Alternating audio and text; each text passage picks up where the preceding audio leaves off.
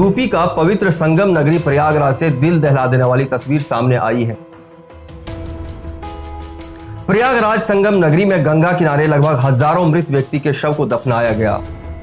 सरकार रोज कोरोना से मरने वालों का आंकड़ा पेश करती है, लेकिन अगर तस्वीर देखें तो सरकारी आंकड़े बहुत कम पेश किए जा रहे हैं और मरने वालों की संख्या उससे कहीं ज्यादा है। मृत व्यक्ति के परिजन दाह संस्कार के लिए लकड़ियां नहीं खरीद पा रहे हैं क्योंकि लकड़ियों की कीमत बहुत ज्यादा है। उसकी वजह से वे अपने सगे संबंधियों को, जिसका इंतकाल हो गया है, गंगा किनारे थोड़ा सा गड्ढा करके उसमें दफना रहे हैं। जी सर, हमारे ये अरब घाट पे ऐसा कभी नहीं हुआ है। ये कोविड की वजह से लोग कभी इतनी बॉडियां बालू पे दफना के चले जाते हैं। इसमें बॉडियां तो कितनी बॉडियां तो बालू से हटने से दिखती है। यहाँ लोग जनता नहाने आती है देख के अब किस ढंग से लोग मरे हैं, कि कोविड-19 से मरे हैं, कैसे मरे हैं। और बच्चे आते हैं, जिस चीज़ से हमें दूर रखा जा रहा वही यहाँ पर देखने को मिल रहा है, जो कि ऐसा कभी इस घाट पे नहीं हुआ। हम कि इस चीज़ के लिए हम लोग को स्वच्छ भारत स्वच्छ मिशन पे काम हो रहा है।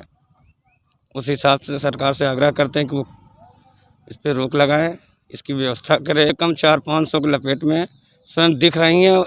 लोग ऐसे आते हैं, थोड़ा सा गड्ढा खोदे दफना के चले जाते हैं, फिर हवा बालू की रेत में उड़ती हैं तो बॉडी भी दिखने लगती हैं।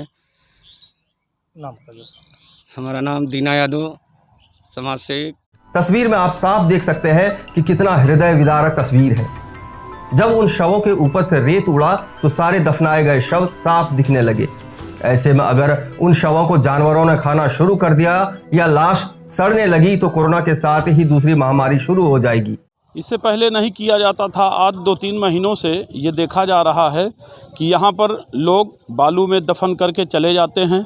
जब तेज़ हवाएं चलती हैं तो बालू उड़ जाता है और बाड़ियाँ दिखाई पड़ने लगती हैं, और वही बाड़ियाँ इधर उधर कुत्ते और तरह तरह के जानवर आकर खाते हैं, जिससे माँ गंगा प्रदूषित हो रही हैं। पहले ये नहाने का स्थान भी हुआ करता था, अब लोग इधर नहाना बंद कर चुके हैं। इसलिए शासन प्रशासन से यही अपील की जाती है कि ये शव दफनाना बंद किया जाए, क्योंकि एक सुंदर वातावरण मिल सके, माँ गंगा का आंचल पवित्र रह सके। हर हर इस समय लगभग यहाँ पर 400-500 बाड़ियाँ दफनाई गई हैं। कितने तो उड़ उड़ के बालू आज यहाँ पर आप देखेंगे तो बाड़ियाँ दिखाई पड़ती हैं, और कितनी बाड़ियाँ आज कोरोना काल में लाकर लोग दफन कर चुके हैं। तो ऐसा नहीं होना चाहिए। बाड़ियों को दफना करना, जलाकर उसे फूंकना चाहिए, और यही अपील है शासन प्रशासन से कि इस पर ध्यान दिया जाए। कुंवर जी तिवारी। प्रशासन को तत्काल कुछ कदम उठाना पड़ेगा, नहीं तो समस्याएं और बढ़ सकती है। वहीं जब प्रशासन से इसके बारे में पूछा गया तो कोई भी जवाब देने के लिए सामने नहीं आया। कोविड जब से 2-3 महीनों से ज़्यादा प्रकोप बढ़ा हुआ है। यहाँ पे लोग, यह घाट पहले स्नान घाट के लिए जाना जाता था। आज इस कोविड संक्रमण को देखते हुए लोग यहाँ पे शवों को ले आके ऊपर जो यहाँ की रेतें हैं उस रेत से रखकर ऊपर ही उसे ढककर जल्दी के को देखते हुए और चले जाते हैं। जब हवाएं तेज़ चलती हैं तो रेत जो है बॉडी से हट जाती है। जब बॉडी से हट जाती है तो बाहर दिखाई देने लगती है। तो इससे यहाँ पे चील, कौवे और कुत्ते जो भी हैं यहाँ पे जीव जंतु बाड़ियों के साथ छेड़छाड़ करके उन्हें नोचना, खाना पीना, जिससे यहाँ संक्रमण और भी बढ़ रहा है। जो कि आप लोगों को देखे होंगे, गए होंगे घाट की तरफ तो दिखाई दे रहा, हज़ारों की संख्या में यहाँ काफ़ी बाड़ियाँ जो है पड़ी हुई हैं।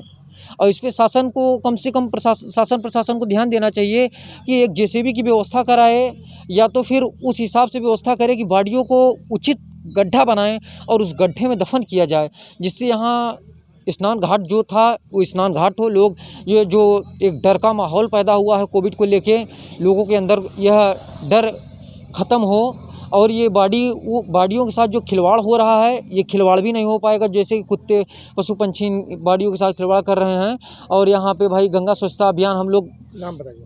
मेरा नाम धीरज यादव।